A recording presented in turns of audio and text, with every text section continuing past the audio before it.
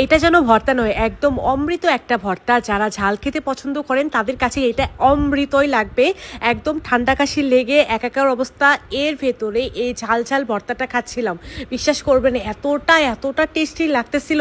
যারা জাস্ট ঝাল খেতে পছন্দ করেন তারাই ট্রাই করবেন। প্রথমে আমি কিছু শুকনো মরিচকে খুব ভালোভাবে ভিজিয়ে রাখলাম, আর যখন এটা একদম প্রপারভাবে ভিজে গিয়েছে, 10 মিনিটের মতো ভিজিয়ে রেখেছিলাম, তখন বুটাগুলোকে আমি আলাদা করে নিয়েছি। তারপর প্যানে সরিষার তেল দিয়ে এখানে একদম গুঁড়া চিংড়ি যেগুলো আছে সেগুলো দিয়ে দিয়েছি, দিয়ে এগুলোকে খুব ভালোভাবে ভেজে নিলাম। চিংড়ি মাছগুলোকে আমি লবণ আর হলুদ দিয়ে মাখিয়ে রেখেছিলাম, তারপরে দিয়ে দিয়েছি।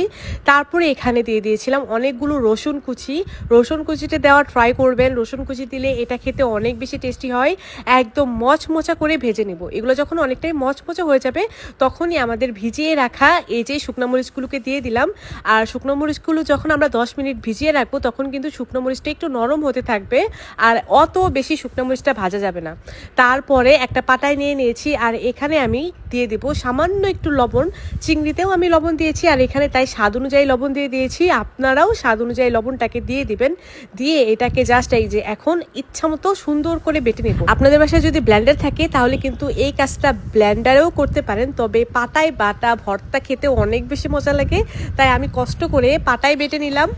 চাইলে কিন্তু ব্লেন্ডারে এটা ইজিভাবে করা যায়, আপনারা ব্লেন্ডারেও করতে পারবেন।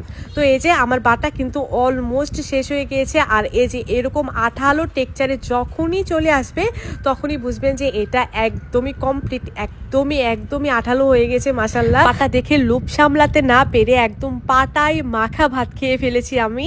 এতটা আমার কাছে মজা লাগতেছিল। আমার কাছে ঝাল ছোটবেলা থেকে অনেক বেশি ভালো লাগে, আর এই তো দুর্দান্ত স্বাদের ঝাল ঝাল এই ভর্তাটা বাসায় একবার হলেও ট্রাই করবেন। রেসিপি ভালো লাগলে অবশ্যই রেসিপিটা শেয়ার দিয়ে আপনাদের টাইম লাইনে রেখে দেবেন, যেন পরবর্তীতে দেখে দেখে বানাতে পারেন। রেসিপি যদি শেয়ার না দেন তাহলে কিন্তু রেসিপি হারিয়ে যাবে, পরবর্তীতে দেখে দেখে বানাতে পারবেন না। আজ তাহলে এই পর্যন্তই, দেখাবো নেক্সট ভিডিওতে।